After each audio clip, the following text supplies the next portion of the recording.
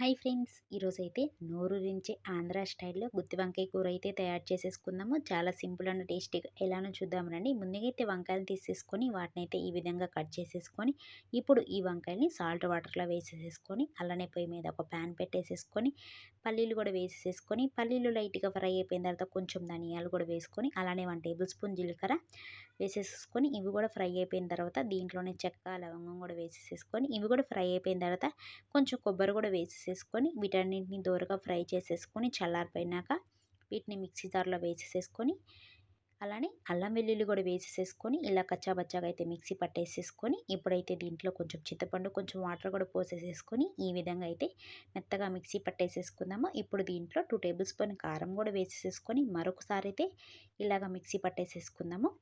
ఇప్పుడైతే ఈ స్టఫ్‌ని మనం ఇందాక గుత్తి వంకాయలు కట్ చేసుకున్నాం కదా! ఆ గుత్తి వంకాయలకైతే ఈ స్టఫ్‌ని కూడా పెట్టేసేసుకొని, సేమ్ అలానే అన్ని గుత్తి వంకాయలకి పెట్టేసేసుకొని పక్కన పెట్టేసేసుకొని, ఇప్పుడైతే పొయ్యి మీద ఒక ప్యాన్ పెట్టుకొని ఆయిల్ పోసుకొని, ఆయిల్ హీటెక్కినాక మనం ఇందాక గుత్తి వంకాయల స్టఫ్‌ని పెట్టుకున్నాం కదా! ఆ గుత్తి వంకాయలు కూడా వేసేసేసుకొని మూత పెట్టి 5 మినిట్స్ అనేవి ఇలాగా ఫ్రై చేసేసుకుందాము.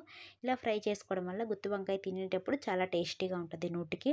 ఇప్పుడైతే పొయ్యి మీద ఒక కళాయి పెట్టుకొని ఆయిల్ పోసుకొని, ఆయిల్ హీటెక్కినాక ఇప్పుడు దీంట్లోకి ఆనియన్, టమాటా, పచ్చిమిర్చి ఇలా కచ్చాబచ్చాగా మిక్సీ పట్టేసేసుకొని దీన్ని కూడా వేసేసేసుకొని పచ్చివాసన పోయేలాగా ఫ్రై చేసేసుకొని, అలానే ఇందాక గుత్తి వంకాయ స్టఫ్ ఉంది కదా! ఆ స్టఫ్‌ని కూడా వేసేసేసుకొని ఇది కూడా పచ్చివాసన పోయేదాకా ఫ్రై చేసేసుకొని, ఇప్పుడు దీంట్లో కొంచెం పసుపు, అలానే రుచికి సరిపడా సాల్ట్ కూడా వేసేసేసుకొని మిక్స్ చేసేసుకొని, అలానే 1 టేబుల్ స్పూన్ కారం కూడా వేసేసేసుకొని మిక్స్ చేసేసేసుకొని, మనం ఇందాక గుత్తి వంకాయలు ఫ్రై చేసుకున్నాం కదా! ఆ గుత్తి వంకాయలు కూడా దీంట్లో వేసేసేసుకొని ఇలాగ స్లోగా మిక్స్ చేసేసుకొని, స్పీడ్‌గా మిక్స్ చేయడం వల్ల గుత్తి వంకాయ అని చెదిరిపోతదండి.